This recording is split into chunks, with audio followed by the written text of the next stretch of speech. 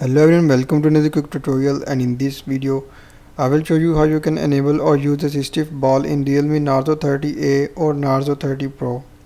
So before diving into this video, just don't forget to subscribe and also hit the bell icon for my latest videos.